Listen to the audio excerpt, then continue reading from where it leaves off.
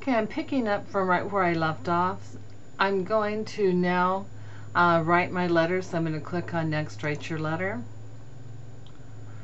And I did change this to no spacing, so I won't get that extra point after my return. I'm going to hit the Enter key until I'm down approximately 2 inches from the top. I'm at 2.1, that's fine. I'm going to insert my date, click OK, and I'm going to increase the zoom here a bit so you can see it a little better. I'm going to enter 4 times, and I'm going to get into Next again, write my letter. Okay, so I need to be in step 4 of 6. This is where I want to insert an address block, so I'm going to click on address block. I need to match the fields. Right now I'm getting this. Notice that it's missing a middle initial. So I'm going to go into match fields. It's finding courtesy title, first name, last name, address 1, address line 1, city, state, postal code, zip code. They're a match.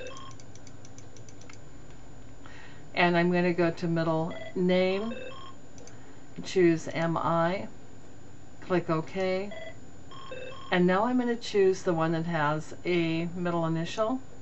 Now it's going to work fine. I'm going to click OK. Enter twice. I'm going to put in a greeting line. It will come up, Dear Mr. Spratt, but a business letter requires a colon. So I can go up to here. I can choose colon, click OK, enter twice, and here's my letter. We are having a potluck dinner on Friday at 7 p.m. Please bring, and this is where everyone will have a different item of food to bring. So that's going to fit in this category, more items. I'm going to choose the food field. Click insert and see how it pops up down here. I'm going to close this and type a period and enter twice and type sincerely,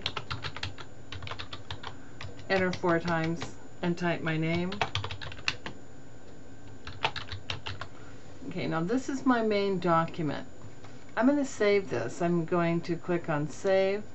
I'm going to save it to the desktop. I'm going to call it potluck main because it's the main document. I'm going to click it, and then I'm going to click on next, which will take me to step 5. Now it's giving me a preview. This looks like it's merged, but it really hasn't. There's Jack Spratz bringing vegetables. Here's Jill bringing pumpkin pie. Here's Mother Goose bringing prime rib. So we can look at this and make sure everything looks fine.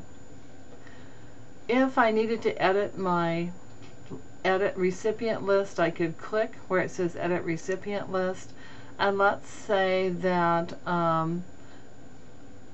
I need to change one of these. Let's say that Jill, I have a typing there for nursery, so I'm going to click down here, going to edit, and then I can go up here to where it says nursery,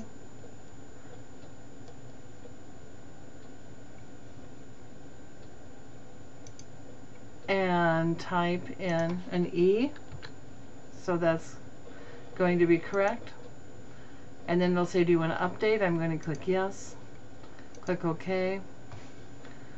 And now when you go back to Jill Spratt, see how it says nursery without a typing error. I'm now going to complete the merge. If you are happy with the way things are merging, you could just click print right now, and it would send it to your printer as 3 separate sheets because it's 3 separate letters. Or you can go into edit individual letters, and this is where you can print or merge just the one that you currently see, or the records have numbers. If I wanted to just do 1 and 2, I could go from 1 to 2, but if I want all 3, I'm going to leave it at all and click OK. Once this actually merges or combines these two documents, it's going to say letters at the top. So you know that the merge has occurred, and it's 3 separate pages. It's going to print as 3 separate pages. And I can actually save this. So I'm just going to go to save, and I want to call it potluck